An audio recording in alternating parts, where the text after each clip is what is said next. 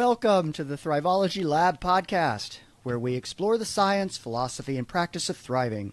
Our goal is to help you create a happier and healthier life through education, application, and transformation. Your co-hosts on this journey are Neil Utterback, that's me. And Phil Dunwoody, that's me. Neil and I are both on the faculty at Juniata College, where we teach courses to promote human thriving and well-being. We have three previous podcasts. So we've done our introduction. That's right. We had 2 parts on mindfulness. So this is our 4th podcast. We're very excited about this. We've been enjoying this journey. And this one, kind of like mindfulness, we did a part 1 and part 2. As Neil and I were prepping this, there's just so much you can talk about, right? So, I mean, there are whole podcasts that are only on nutrition. All right. We're splitting this into 2 episodes. First, talking, I'm going to use this language and then I'm going to critique it just briefly. First, talking about nutrition in the physical body, and then talking about nutrition and mental health. It's going to be part 2. And I'll say I'll critique that because mental health is physical health, right? Mental health is brain health. So the same things that cause inflammation in your body cause inflammation in your brain, and inflammation in your brain is associated with depression. I think it goes back to like the model that Phil and I keep building here in these podcasts. It's a system. This is a complete holistic system. And so, thinking of these arbitrary academic boundaries of mind, body, spirit just start to fade away when you really start looking at stuff. Right. So today we're going to talk about a little bit of our own kind of, Neil and I are tinkerers. We've been playing with this stuff for a long time. So just briefly, a little bit of our own kind of food journey, nutrition journey, and then talk about some basic metabolic considerations around nutrition, problems with processed foods, especially what are called ultra-processed foods, and then a little bit of how to change your eating habits, right? Like I said, part 2 will very much build on this, and we'll also include in part 2 some, like if you want general guidelines, like general heuristics on how to eat healthier for your body and brain, what might you do? So do you want to share like some of your journey, Neil? Like what have you done dietarily? Where are you at? Where have you been?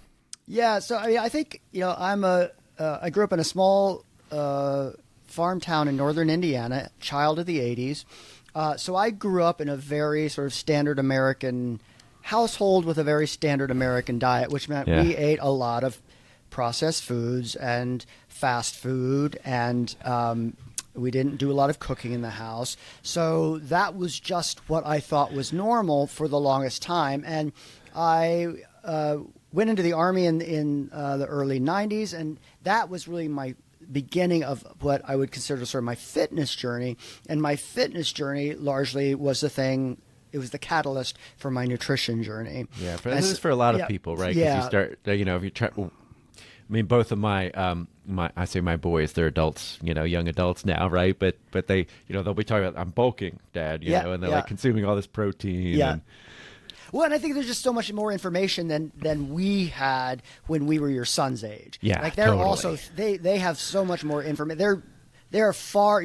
Your sons are way farther ahead at their age than I was when I was their age. We're the pre-internet generation, right? Which is just wild to think about. Well, and so fast forward, probably, so it's like 2000, start doing Spartans, like 2010 maybe. Yeah. I started doing Spartan races, and I realized I thought I was fit, and those showed me how unfit I actually was, both from a physical and nutritional standpoint. So that really, I started cleaning up my diet, and then I really got sort of tinkery with like foods and got really into the weeds on it. In the past 15 years or so. How about you? Yeah, and I think you are, like to that point, I think you are more into the weeds on this topic than I am, right? So I grew up in South Jersey, not far from the shore. So on the one hand, I had a lot of, I loved seafood growing up. But on the other hand, my parents had a camera and video store. Every day after school, I got off the school bus and hung out in the camera and video store. Well, adjacent to that was a McDonald's. a drugstore that sold lots of candy bars, and a pizzeria. So like that was kind of my diet. Yeah. Right. So like I love seafood on the one hand, but I ate way too much McDonald's food, and and then yes, candy bars and lots of Italian food. And my mom is half Italian, and kind of that side of it. I was used to an Italian diet as well.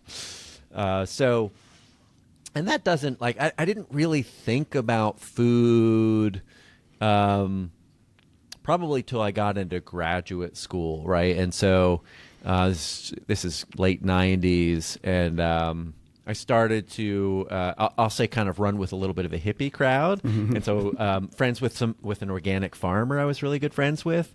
And then I started kind of volunteering at an organic food co-op. Oh. And so and I'll say for a long time, my ideas around healthy eating were kind of that. Like, Yep. I'm just going to focus on eating fresh food, emphasizing things that are organic, and I've not been one historically to dive into all the macronutrients and kind of understanding caloric intake, and I've kind of used more of these like broad heuristics, and then also later in graduate school, that was at the point where I did start having some difficulties with digestion, and having a lot of like an upset stomach. Pretty frequently, there were a lot of kind of southern fried foods that I couldn't tolerate. I couldn't really digest well, and that continued as a background thing. And then I don't know when it started to get worse, but it's probably been maybe 7 years ago now. I got to a point where I noticed that I would have a lunch, and I remember one of the things quite specifically. We were visiting another college, kind of talking about some of the things they were doing institutionally. I had a kind of a typical box lunch, a sandwich that was very bread heavy, and I had a reaction that I had come to I had gotten used to in a way that, like, I would feel exhausted afterwards. Like, I'd feel really drained, and like I had a hard time focusing. And so I would get tired, kind of this cognitive brain fog. And then I would have coffee to try and snap myself out of it. And I didn't realize until it was, I think, at that point, like on that specific trip or shortly thereafter, that I started to notice the association with heavy amounts of bread.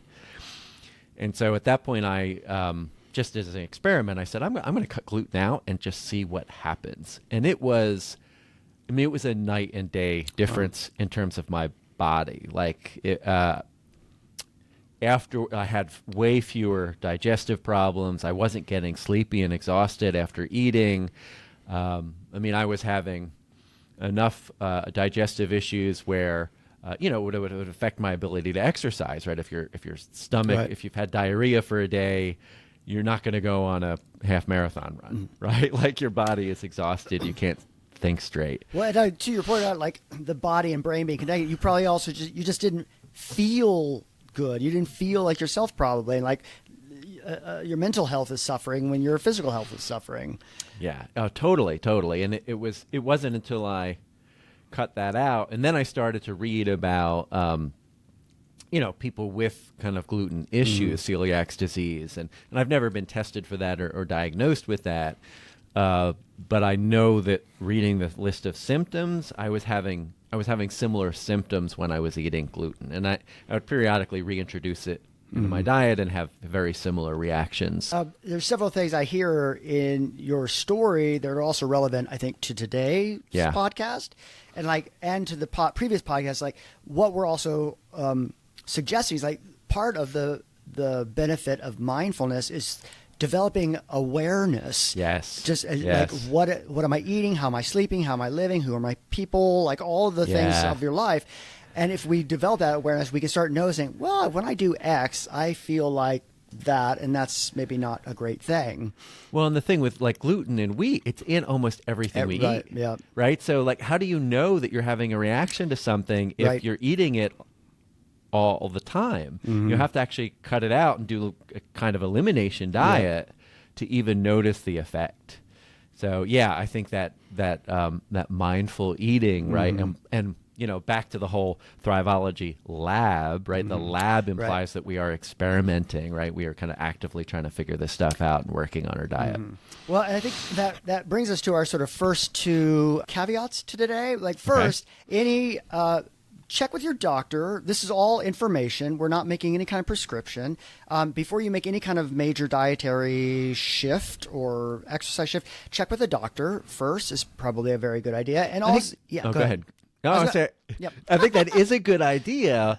On the other hand, it's amazing how little education doctors have about nutrition and diet. So I would say yes, but do a lot of your own research because it's actually not a big part of medical training. Right. Yeah. I guess I'm thinking more in terms of like if you're on medications, is like is there any kind of interference? Or I just got it. I just want to sort of be clear of that. We're not coming here as medical doctors. Right. We're coming here as sort of tinkerers, yeah. Which is also that, and I think that's the next thing is that you are an N of one, and that like, the landscape today, social media, the internet is full of the next fad diet, the next and we're about to talk about macronutrients. Well, let's talk about macronutrients. So you have these three major macronutrients, right? Carbs, fats, and proteins, and the fad diets are often about like. The 80s and 90s were all like, let's get rid of fats. Fats are bad. And so you had all these fat-free foods. And for the past 10 years, we've been in sort of a carb is the enemy landscape. And so like cut all your carbs. Like these are macronutrients. This is what food is made of. Fats don't make you fat. Carbs aren't the bad guy. But, we want to be smart about them. And thinking, and to your other point about, working on an organic farm, a lot of our recommendations are just live close to the earth, right? As we're going to talk about the difference between whole foods and processed foods. And right. So, we could talk about really the problems we are facing now globally are largely based on the processing of foods. And to your point about like gluten being everywhere, it's hard to go into a grocery store if you think like everything in there is safe for me. It's safe for you, but this, the difference between a blueberry and a blueberry Pop-Tart is legion, right? So what is a processed food? A processed food is just any food that has gone through a system, a process to get from A to B. So if you think about, if I pick a blueberry off a bush, there's one step, right? And to that blueberry Pop-Tart, there are thousands of steps, right? And so what we're saying is like, we want to reduce the number of steps because some of those invasive steps to get from a blueberry to a blueberry Pop-Tart involve all kinds of additives, preservatives, chemicals, things. If you can't pronounce it, if the label, you can't pronounce it, it's probably not great long term, chronically. Cocktail of stuff you can't pronounce. A cocktail of things you can't pronounce, right? Yeah, so this gets into the category of ultra processed foods, right? And at least the way, kind of my heuristic of thinking about what those are, if it comes in a bag or a box, and there are a ton of ingredients, and I can just eat it straight out of the bag or box, or maybe I heat it up or whatever, but it's essentially pre-made food with a whole bunch of ingredients, it's probably not very good for me. Now, of course, you can buy some of that stuff that is organic, right, and has fewer ingredients, but as a general rule, that's an ultra-processed food and is not good. Well, and I think, that food is not just prepared. Like you could eat fully whole prepared meals, right? That are close to the earth, but it's that processing like that. And I think you're absolutely right. Like if it's a bag or a box, and they have to start. If you have to put on a box that this thing is healthy, it's probably not, because I don't have to tell a tomato to tell me that it's healthy, right? I know what it is. Right. All right. So when I mean, ultra processed foods are so much of what we eat. And you mentioned this, part I know what we've seen within a U.S. context is that as ultra processed foods started to become the norm, we started to see these kind of explosions in obesity and type 2 diabetes and all these health issues. And then we've also seen that internationally, right? Yep. As kind of the Western modern diet, which is different than the Western traditional diet, right? But the Western modern diet has kind of spread around the world. You're now seeing kind of the same health epidemic we've been struggling with in the U.S. emerge in other countries as they more and more transition to this kind of modern ultra-processed diet. So, where did ultra-processed foods come from? Why are they a thing? Right. So, it's interesting. You can map, if you look at, we can put a pin in basically World War II. Yeah. And so you think about World War II, you had, for really the first time in human history, a country or countries sending sailors, army, soldiers all across the world and needed to send food with them because they couldn't reliably get the food where they were going to be stationed, right? So they were MREs. Meals ready to eat. Right. And I think about if you've been in the military, you're probably a friend to the MRE. You think about that that brown, I think I once heard it was could sustain a nuclear holocaust, that bag or something. It was it just lasts forever. But inside are these highly processed meals that are shelf stable, and it's 2,000 calories in a bag. It's just it's a day ready to go, right? But that's what they had to have. You had to have these meals that soldiers would eat, and sailors. I don't want to be sort of one armed forces over another, but that they would eat that were calorie dense. So that they weren't going to, become, if they were hungry or they were anemic or they were whatever else, you couldn't have that out in the field. So they had to have these foods that could transport easily and last long and didn't take a lot of energy or machinery to heat up and eat.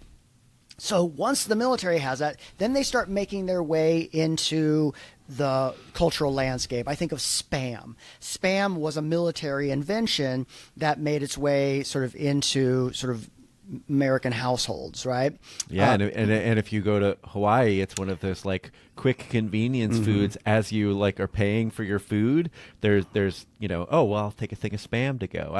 I had to buy it just when I was there to see because there was Spam sushi, quote unquote. Right. Yeah. Sushi rolls that were Spam. Yeah. So then, and I think the other part of that sort of ultra process, again, differentiating, some processing is not bad necessarily. It's the ultra processing because part of the ultra processing is making it also hyper palatable, meaning it's super tasty.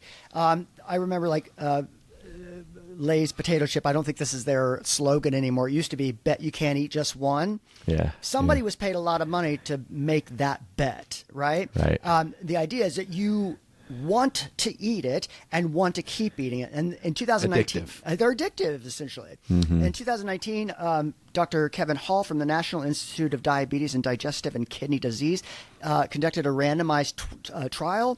They had 20 inpatient adults. They were given essentially the same diet, but one was whole food, one was a processed version of that. They could eat as much of any of it they wanted, but it was just basically an identical diet otherwise except for its processing. The processing group ate on average 500 more calories a day than the so part of what you're getting when you get that ultra processing is the fiber is being removed. A lot of the nutrient value is being, and the body is I think I need something more. Not only is it tasty, but I'm not getting what I think I need to feel satiated, right?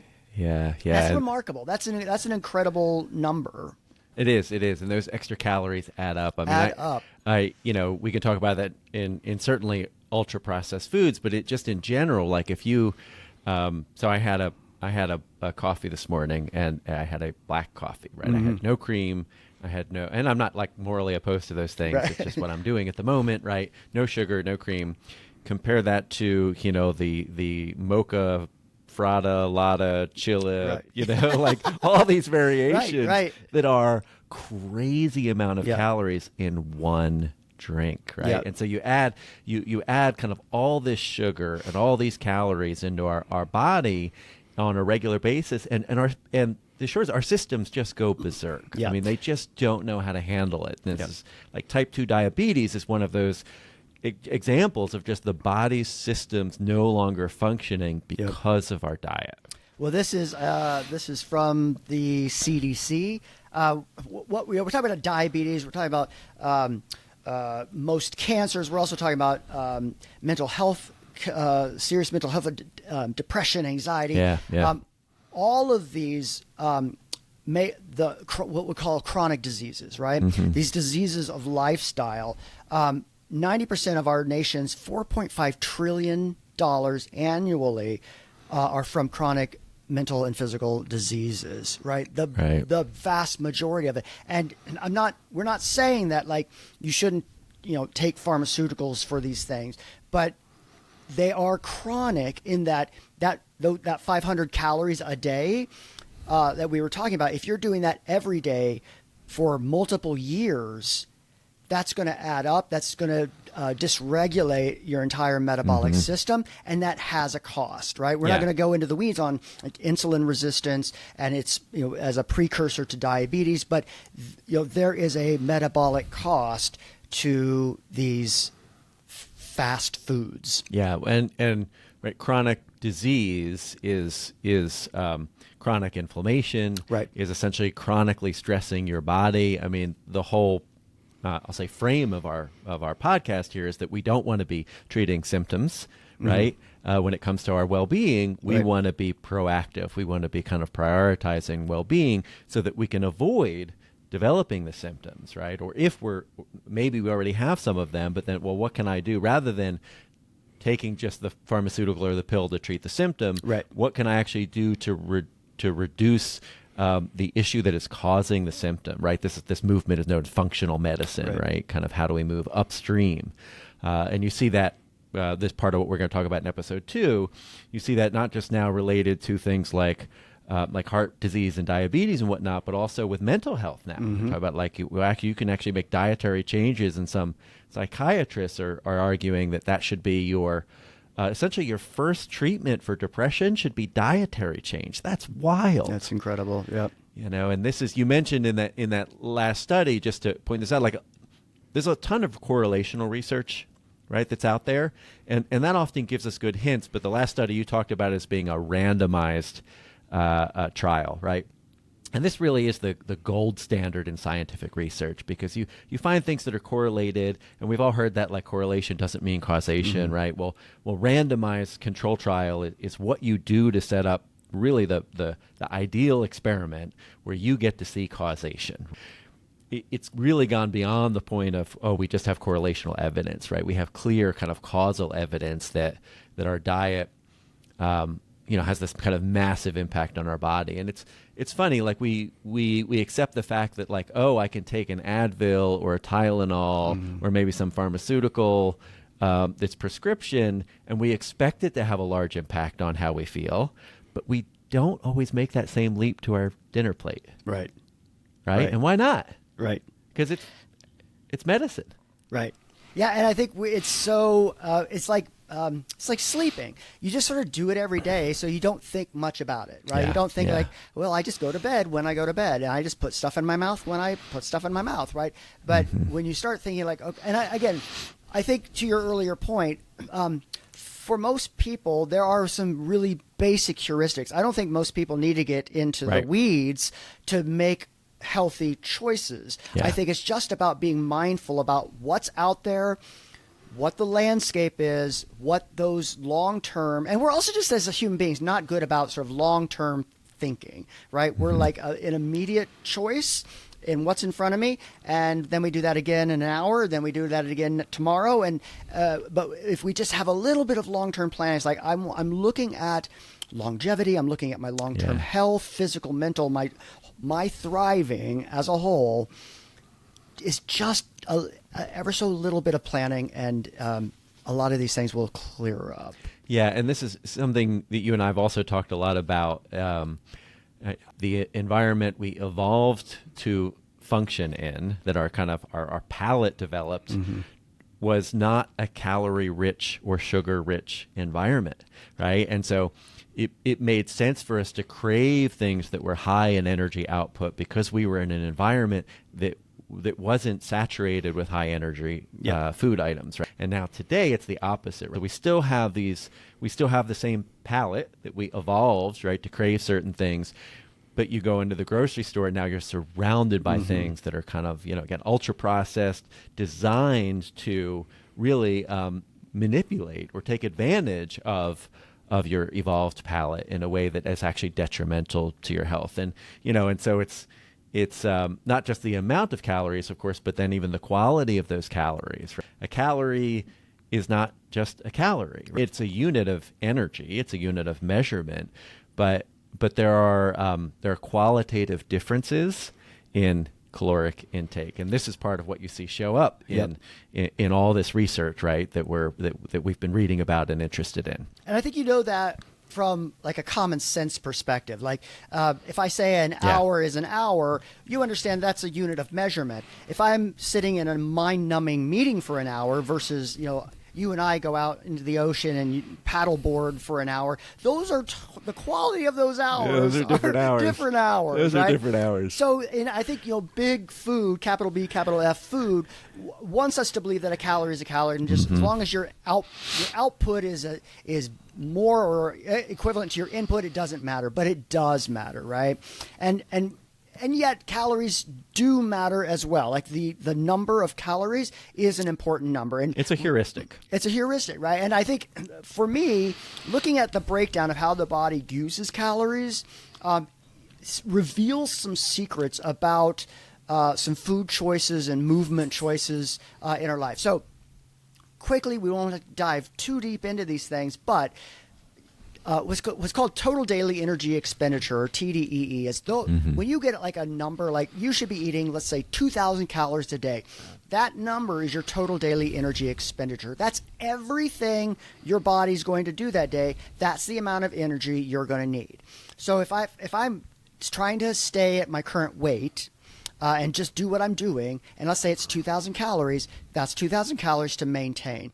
Right. If I add calories, I'm going to gain weight. If I subtract from that number, I'm going to lose weight. Assuming the same level of activity. Assuming everything else is the same. Right, exactly. And I think one of the things that the research shows on weight loss is that counting calories is actually one of the better approaches, just because you become more mindful. Right. I mean, when I started looking at this, I've always been fairly thin, right? It's not something I focused on. And so, but when I did, 51 now, right? So my metabolism isn't what it used to be. And so now I do pay a little bit of attention to calories, but, reading the bag, I'm like, wait, this is how many calories, right? And then it just makes, me more deliberate about like, well, how do I want to spend them? Yeah. Right. Well, and that spending, I think, is really important. So this was always like really revealing to me because we often think exercise is the thing that's going to burn all those calories. And it turns out that's the least expensive way to burn things. So your most expensive use of calories is what's called a basal metabolic rate. That's just the energy you need to be alive. Yeah. Your heart pumping, your breathing, your brain, repairing muscle. Repairing muscle takes a lot of energy. If you've gone to the gym and you're sore, but also having more muscle is metabolically expensive. So if the more muscular you are, you're actually burning muscle just being alive because you just have more expenditure, right? So that's a boon for people to go to the gym just to build up some muscle, which we'll talk about probably a later podcast about how, particularly as people get older, why that would be advantageous. But that BMR, your basal metabolic rate, that's 60 to 70% of that total daily energy expended. Huge chunk. And the next is what's called non-exercise activity thermogenesis, or NEAT. And so when you hear people say like you should do like 10,000 steps a day, that's what they're talking about. That's that NEAT score. And that's like 15 to 50% of that total daily energy expenditure. Just daily activities. It's kind washing, of walking around, walking the dog, mowing the yard. So I walked to work today. It was a 15-minute walk. This is in that category. Is that it? Totally in that category. Okay. And so one of the things, you'll hear us talk about sort of blue zones. And blue zones were identified by the author Dan Buettner. And there are these pockets around the world. So Okinawa, although there's a caveat to Okinawa, Sardinia, the Nicoya Peninsula in Costa Rica, where they have the highest percentage of centenarians. People live to 100 or older. And there's a whole host. There's like 9 different things those places have in common generally. And one of them is they don't really exercise, but they move constantly. They're gardening, they're walking to the store, they're walking with their friend, they're going for a hike, they're just moving throughout the day. And you don't see obesity, you don't see these chronic diseases, they're relatively thin. It's that NEAT score. So you can correct me if I'm wrong here, but I would describe that as, well, it's not that they're not exercising, they're not doing deliberate exercise, right, because there's so much kind of exercise activity that's just built into their daily life. Well, it's that just so we're and that just to parse out those definitions. That is non-exercise activity. Okay, so it's absolutely activity, but you brought it that word. So what is exercise activity? What definitionally then? How do I differentiate? Yeah, so I think your word deliberate is really important, right? It's deliberate movement of a relatively intense degree that is aimed at some sort of physiological adaptation. So if I'm running to build up cardiovascular endurance, if I'm lifting to build muscle, get stronger, develop power, right? I can do NEAT pretty much all day long. I can't really do exercise all day long, right? It's a dedicated, specialized time intended for some kind of physiological adaptation. And I think it's important because exercise is absolutely critical, particularly as people get older, making sure to keep muscle on so that muscle wasting doesn't happen is really important. But that exercise actually only makes up for about 5% of that total daily energy expenditure. So when people say it's amazing, right? Yeah. So because people often feel like, I need to go run on the treadmill again, another hour on the treadmill. That's not. If you just keep walking and just Phil and I are both dog lovers. Yeah.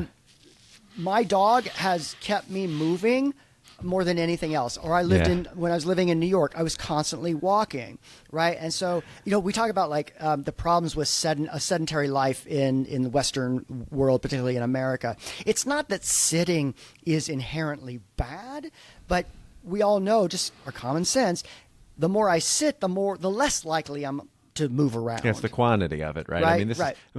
Part of my and I think I mentioned this in episode 1 when we were talking about kind of our own journeys. Part of my initial interest in yoga and Tai Chi and kind of all these things was because I started grad school and I was just sitting all the time. And I started to have some real lower back discomfort, and it just became apparent to me then that if I didn't have some deliberate movement in my life, that I was headed down a career path that was sedentary. Mm-hmm. And so what was I going to do then to kind of keep my body healthy? Well, even like I'm talking to you right now, I'm at a standing desk. It's not that it would be just as fine sitting and doing this, but I know that standing at this desk, I'm probably more likely just to, like, if I'm thinking, I'll pace a little bit, or I'll just move around. Whereas if I'm sitting, I'll just sit. Yeah. And so, anyway, I think it also, going off script a little bit here, like you as a psychologist, I think about friction, and like friction being like ways that we can put something in our way or take something out of our way to make things harder or easier as we need to. And just even standing just makes sitting a little harder. Like I'm just less inclined to sit for long periods. Yeah. No, I do the same. I have a standing desk that I'm at right now. And for a lot of the day, I have it in this position, sometimes for just kind of nonstop, because when I tend to go to other meetings, I'm sitting. Mm-hmm. And so this kind of breaks up the sitting. And for me, when I sit too much, I wind up with lower back things. So we're a little far off of nutrition, right, with that. But But yeah, no, we're burning energy just standing more so than we would be sitting, right? We're Well, using our body. I think that goes back to like if I'm eating 500 extra calories, but Yeah. I'm burning a lot less, Yeah, yeah, fewer yeah. calories, that's a recipe for trouble. Yep, long term. So, why don't would you talk a little bit about? So we talked a little about sort of processed foods. Meats Yeah. are a particular problem. Do you want to? Yeah, and I don't want to be moralistic about this, Right. right? So at first, I want to avoid that part of discussing meat. I mean, there are, and not because it's not important. Frankly, there's a whole kind of ethical consideration on, how you get your meat and where you get your meat from. And I think those are valid things. It's just not what we're focused on here. But specifically, again, kind of looking at physical and mental health. The World Health Organization lists both red meat and processed meat as group 1 carcinogens, right? So these group 1 meats, they're not like super dangerous in terms of risk, but yet they are actual cancer-causing agents, which is pretty fascinating, in particular colorectal cancer.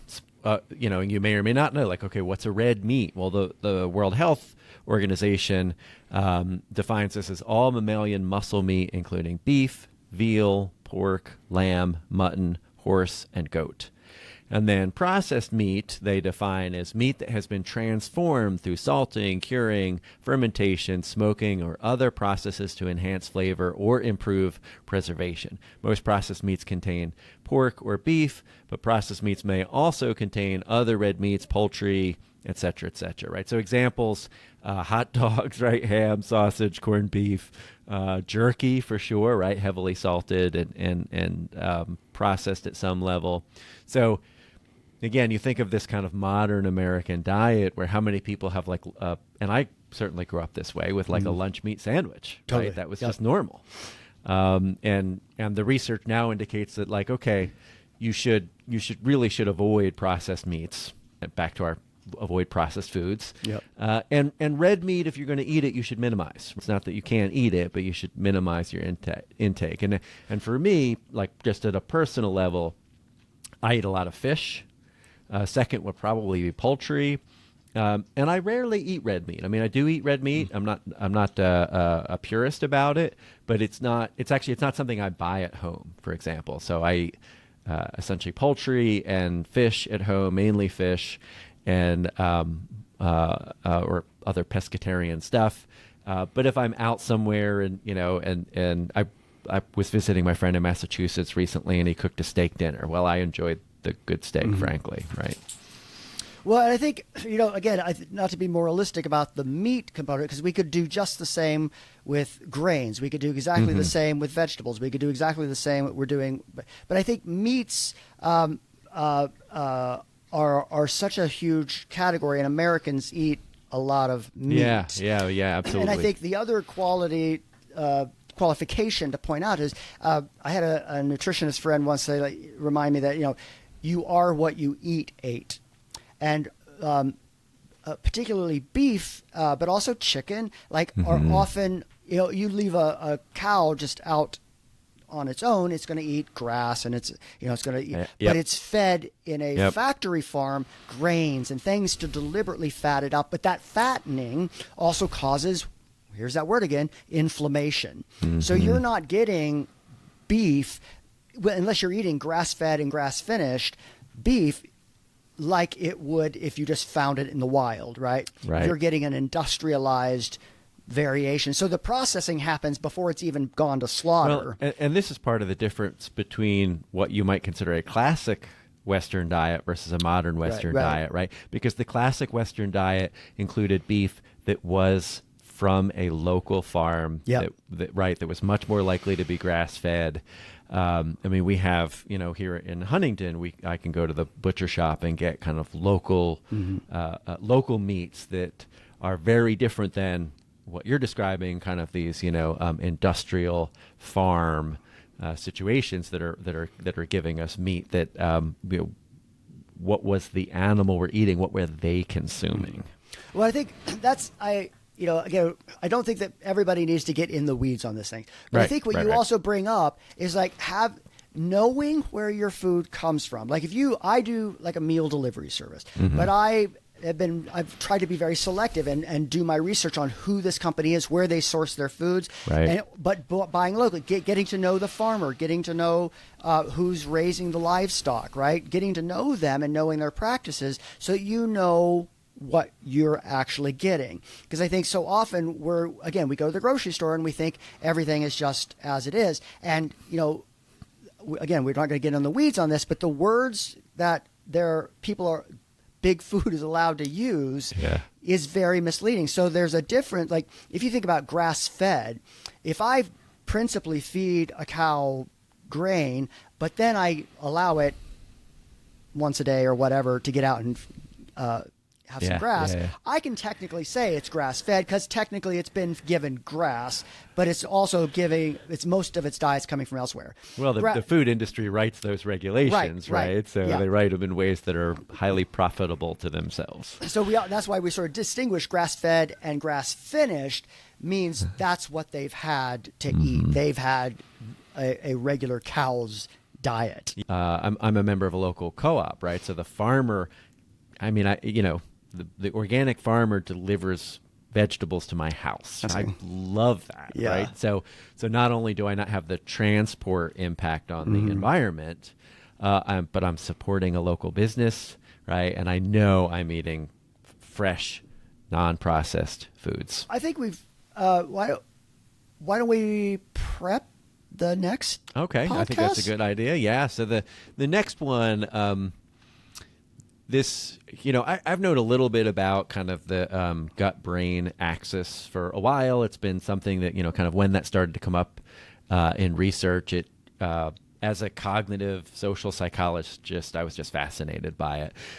Really prepping for this episode and kind of reading the more current research on it has just been mind-blowing to me. I mean, it's just fascinating. So we've been talking about kind of the effect of diet, nutrition on physical health, and really we're going to talk about mental health with the understanding that mental health is physical health, right? The same things that cause inflammation in your body cause inflammation in your brain. Inflammation in your brain is associated with depression, right? And there's now like a lot of, again, kind of experimental randomized control studies showing that you can treat mental illness through dietary changes. This is just fascinating. It's incredible. Yeah. It's totally fascinating, right? So, the next episode will go into more detail on that research, and so stay tuned, right? So you'll see that next week. So our challenge for this week is essentially to start tracking your food, right? You might use an app for this, like MyFitnessPal is a great app. It's one I used before for kind of counting calories and nutrients, but not just counting things, but also a reflective component, right? So after you eat something, how do you feel? And right, this is the mindfulness part, right? And this is what I eventually started to notice in terms of the gluten connection with me that I had to, that caused me to try cutting it out to see what would happen. Right? So after you have something, do you feel lethargic? Do you feel relaxed? Do you feel energized? Right? What's the impact on you? And I think we would just add one caveat to that is if you have a history of disordered eating, check with your therapist or counselor, whoever you're working with. Sometimes tracking food can be very triggering for people, but otherwise, I know for me it's been a game changer. Like, and you talked about your gluten observation and it's tracking and figuring out how am I feeling after this thing has been really important, I think, for both of us. Yeah, and then the one thing I'll then add to the next episode is the teaser is we're also going to talk about some kind of heuristics, right? So like if you want some general rules to eat healthier and you don't want to dive into all the nuts and bolts, what are some of those general strategies that you can use, right? So that's something that'll come out of the next episode as well. Okay. Well, that's it for this episode. Subscribe to Thrivology Lab on Spotify, Apple Podcasts, YouTube, or wherever you get your podcasts. Leave a comment or question on YouTube, and we will be sure to respond. And be sure to follow us on Instagram and Facebook. If you have any questions or comments, or there's a subject you'd like to hear us discuss, please reach out to thrivologylab@gmail.com. Thrive on, my friends. Thrive on.